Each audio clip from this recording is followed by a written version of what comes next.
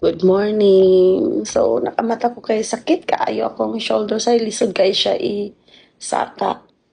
So, pareha ba ka sa ako nga magmenopause o nagmenopause na jud. So, dili na ikatingalan no kay sa atong edad o kaning mga magmenopause na mubaba na atong estrogen. So, mao na nga isa sa komplikasyon sa pagbaba sa estrogen mao ang frozen shoulder. Nganong importante kay ning estrogen?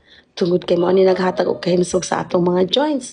Unya, paghimsog atong joints, mahimong mapalig-on ang mga cartilage nga naa diha.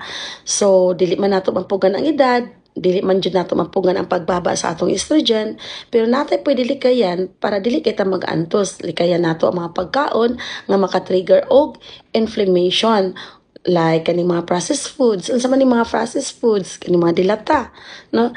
So napa ng mga tosino, kanang mga ready to eat bitaw nga mga naay mga preservative o kanipong mga tamis.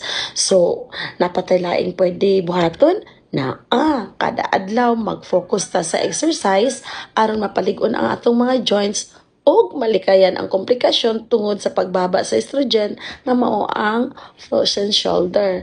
So i-share ni sa uban na kay padaghang nagareklamo sa ako ang sakit jud daw ilang abaga dili maan sa ilang kamot.